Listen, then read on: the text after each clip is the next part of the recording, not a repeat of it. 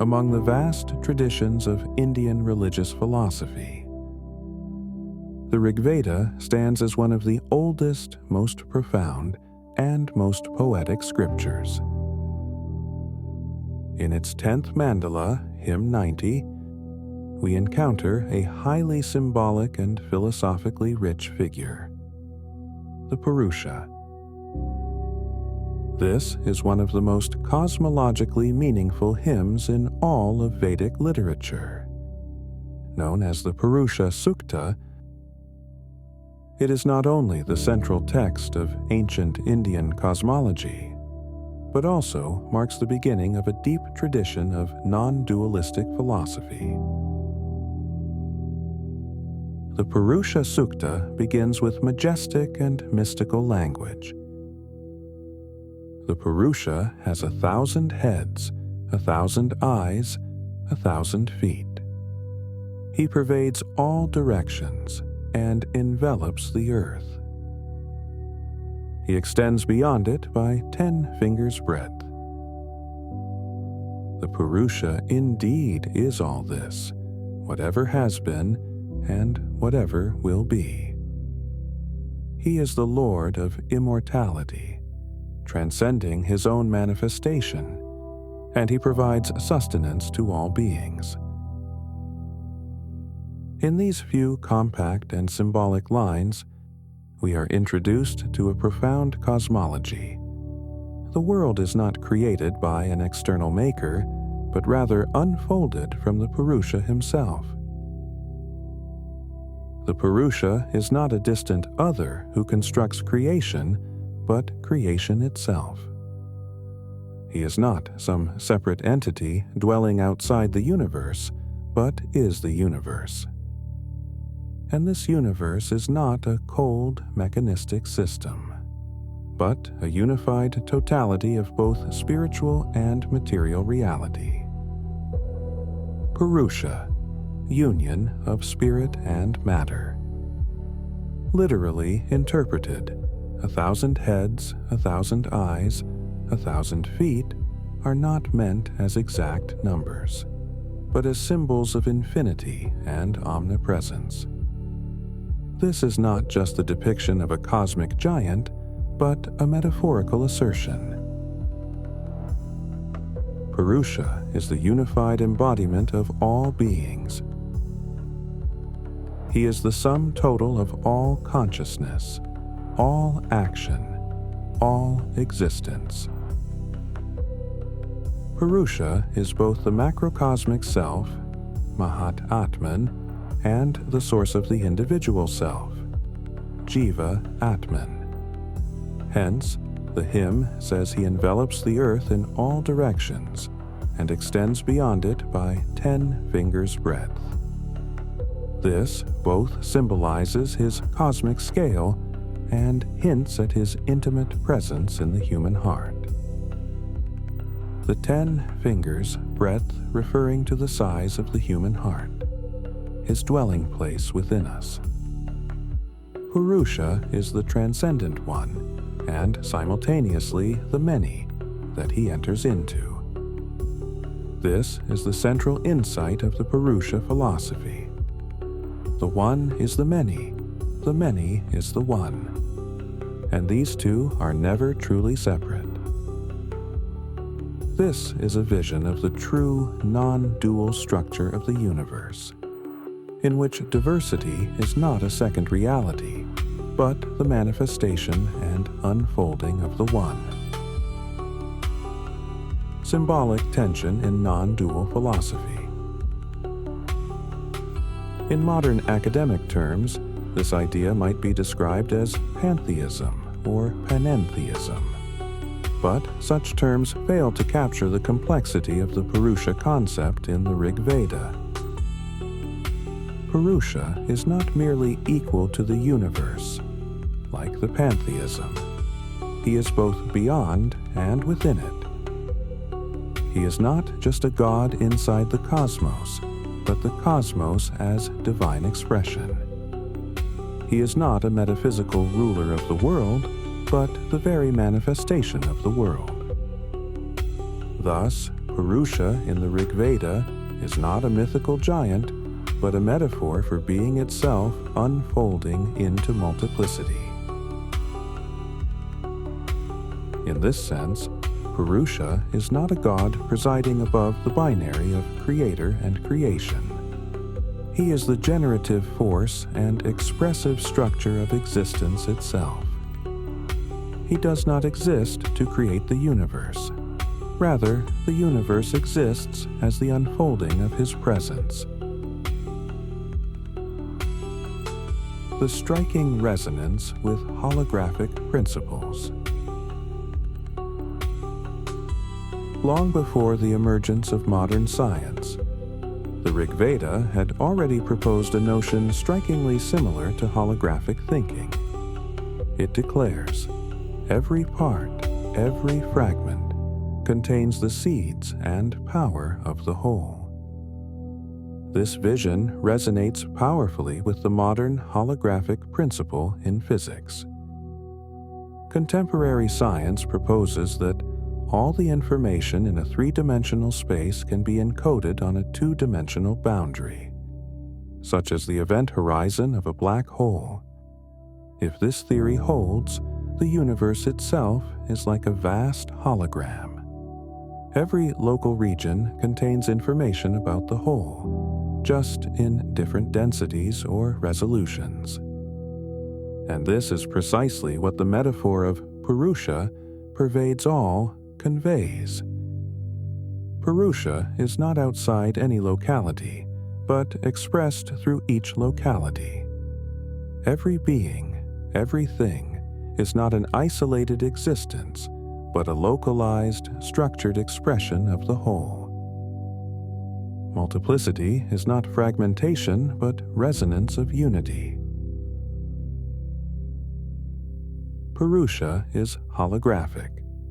Every being, every grain of dust, every spark of desire, is a local echo of the total cosmic being in its unique configuration. Purusha, quantum entanglement, and non-locality. Rigveda says that Purusha not only pervades space, but also transcends time. He exists across past, present, and future simultaneously, present in all moments. This kind of temporal omnipresence strongly echoes the non-locality found in modern quantum physics. In quantum entanglement, two entangled particles change state simultaneously, regardless of distance. This implies their connection is not bound by space. They are non-local. Some theories go further, suggesting that space itself is a projection of these entangled relationships. This means separation in space and time may be illusions. The true reality is the tensional web of entanglement. The image of the Purusha, simultaneously present across all space and all time, aligns surprisingly well with this scientific vision. Purusha is not located in any single place or moment. He is a non-local grid of being, where no point is isolated. Like the quantum field, he does not appear because he is observed. He is observation itself manifesting. The elegant unity of the one and the many. As we trace the cosmology and ontology of the Purusha Sukta, we come to realize this is not merely an ancient myth, but a philosophical meditation on the structure of being, on individuality, and on the cosmic rhythm of consciousness and form. Purusha is not somewhere beyond this world. He is in all things. He is not a separate god, but a philosophical metaphor for the totality of existence. He is not the unreachable beyond, but dwells within your own heart. He is not the transcender of the world, but enters into every moment of it. In the world of the Purusha Sukta, there is no dualism between spirit and matter, no rift between creator and creation. There is only one being, manifesting as all diversity. There is only one consciousness resonating through the multiplicity of individual experiences. This is the profound elegance of the Purusha philosophy. It does not name unity by negating difference, nor does it flatten multiplicity in the name of oneness. It invites us to see in every local instance the echo of the whole, and in every finite experience the invitation of the infinite. In the language of modern science, this is expressed as holography and quantum entanglement. In the language of ancient India, it is Purusha.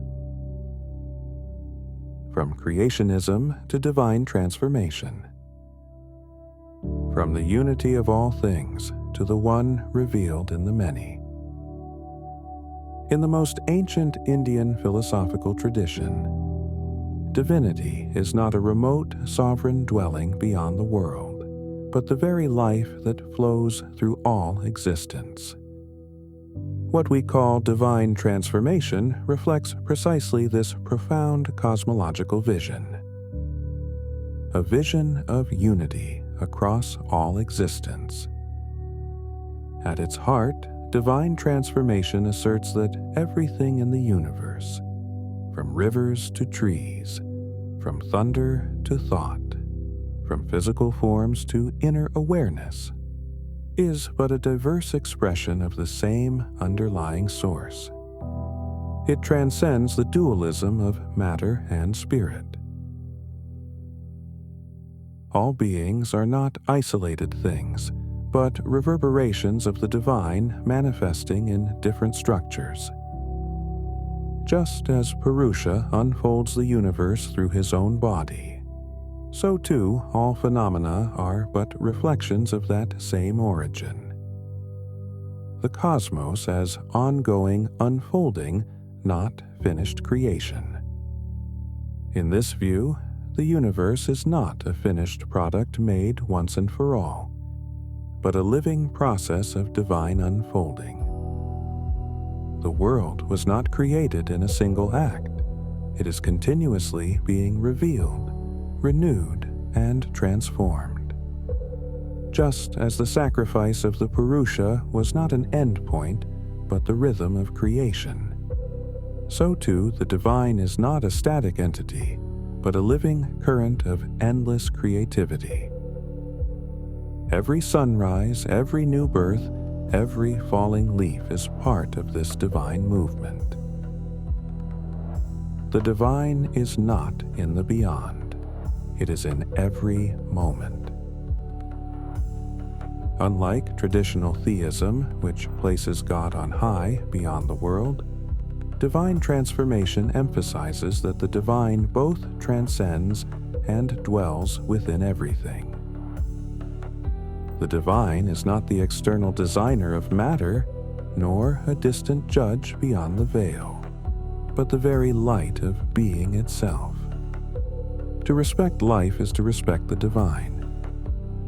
To witness the harmony of nature is to witness divine rhythm. A philosophy that transcends separation. What makes the divine transformation so profound is not just its affirmation of divine presence, but its refusal to look at reality through a lens of separation. It does not divide God from the world, mind from matter, subject from object, but sees the hidden pulse of unity in all differences. In this sense, it expresses a true non-dualism, not by denying multiplicity, but by revealing its shared origin. A non-dual awakening across time. What divine transformation reveals is not a frozen ontology, but a dynamic, participatory, non-dual awakening. It invites us to understand the universe need not be externally created. It is continually being revealed. Divinity need not be worshipped from afar. It is already here among us. Spirit need not escape matter. It is matter's own transparent flame. We need not denigrate the world in order to seek the sacred. The world is the sacred unfolding. This is the deepest message of the Purusha philosophy. All that exists is the expression of divinity, and all expression is the unfolding of the divine. When you gaze at the stars, listen to the wind, or feel your breath, you are participating in this ancient, eternal transformation. Every moment you experience is the shimmering of the divine.